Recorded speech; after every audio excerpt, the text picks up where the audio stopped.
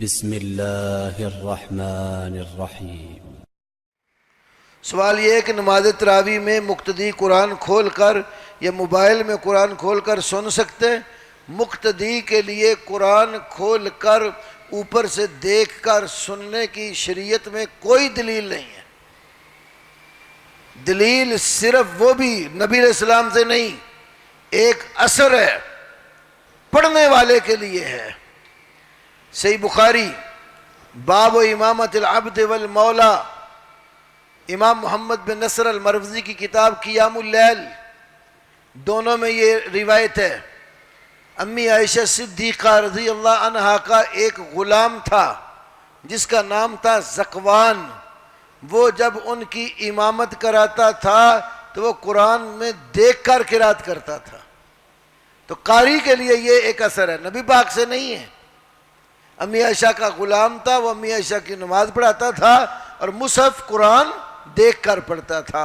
تو قاری کے لیے تو یہ ایک اثر ہے، سامع کے لیے میری معلومات میں کوئی ایسا اثر موجود نہیں ہے جو اس بات کی دلیل ہو کہ صحابہ یا تابعین ائمہ حدیث جو ہیں وہ قرآن پکڑ کر کھڑے ہوتے ہوں۔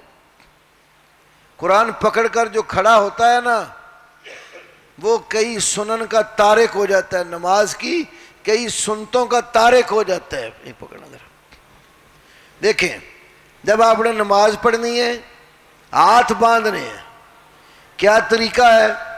صحیح بخاری اور امام مالک کی موطا دونوں میں حدیث ہے۔ سہل بن سعد الساعدی رضی اللہ عنہ بیان کرتے ہیں، کان الناس یؤمرون ان یضع الرجل الید الیمنی علی ذراعہ الیسری فی الصلاۃ، لوگوں کو حکم دیا جاتا تھا دائیں ہاتھ کو بائیں ذراع کے اوپر باندھے۔ ذراع یہ درمیان والی انگلی سے لے کر کونی تک، اصل میں ذراع جس سے لفظ ذراع پر معنی پیمائش کرنا۔ پرانے زمانے میں لوگ اس کو ایک ہاتھ کہتے تھے اور پیمائش کرتے تھے زمینوں کی نا، تو اس کے ساتھ ہی وہ دیسی لوگ جانتے ہیں کہ کرو، وہ ایک گز لمبا سا بنایا تھا جس کے زمین کی پیمائش کرتے تھے۔ ایک ہاتھ، اس کو ذراع کہتے ہیں۔ تو دائیں ہاتھ کو بائیں ذراع کونی تک باندھنے کا حکم ہے۔ اب ہاتھ تو یوں باندھنے ہیں اس نے نماز میں، اب ہاتھ میں اگر قرآن پکڑا ہوا ہے تو اس طریقے سے باندھ سکتا ہے؟ ایک ہاتھ میں قرآن پکڑا ہوگا یا موبائل پکڑا ہوگا یا وہ الرسغ والصائد، یہ گھٹنے کے گٹ کے اوپر گٹ رکھے تو کلائی پکڑی ہو، یہ بھی صحیح ہے۔ وائل بن حجر رضی کی حدیث میں مسلم میں یہ بھی ہے، ایسے بھی باندھے ہوں، باندھنا سنت ہے۔ اب وہ ہاتھ میں قرآن پکڑے گا تو اس کو ایسے پکڑے گا کیسے؟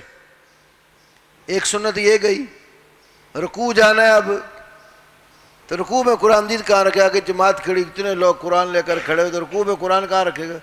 کئی لوگوں کو دیکھا ہوتا ہے ہاتھ میں قرآن پکڑا اور یوں کر کے ایک سے گھٹنا پکڑا اور ایک میں قرآن پکڑا، ہاتھ سے اوپر رکھا ہوتا ہے۔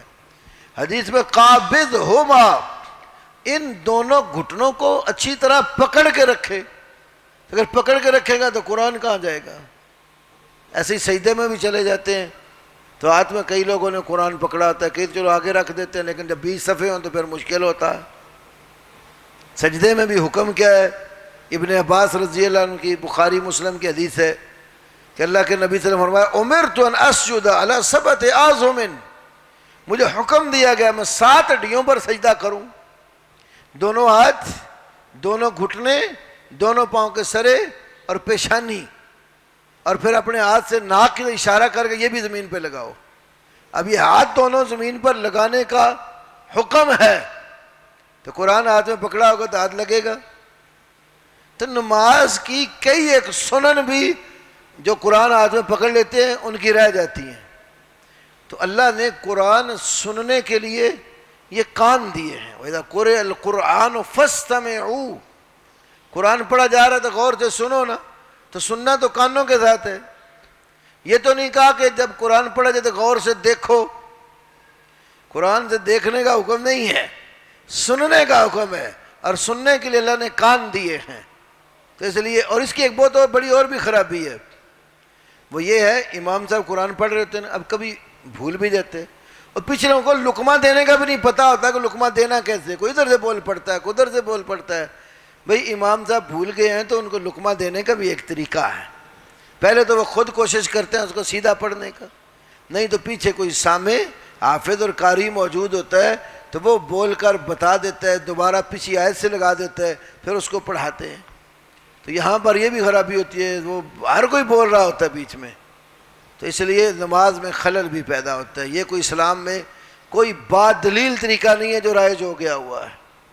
ہاں اگر کسی کو کوئی دلیل ملے کہ قرآن سننے والا شخص نماز میں قرآن اوپر سے دیکھ کر سنے، وہ میری ضرور رہنمائی کرے، کیونکہ مجھے تو دلیل چاہیے ہوتی ہے. تو دلیل مل جائے تو پھر میں تاکہ لوگوں کو بتا سکوں بھئی ہاں اس کی مجھے دلیل معلوم نہیں تھی، فلانے بھائی نے مجھے دلیل بھیج دیا اور صحیح ہے، تو میں اس کو لوگوں کو بتاؤں تاکہ سہولت چلو ہو جائے. تو جب دلیل نہیں ہوگی تو دلیل کے بغیر دین نہیں ہوتا. دین کا مسئلہ وہی ہوتا ہے جس کے اوپر مضبوط دلیل قائم ہوتی ہے.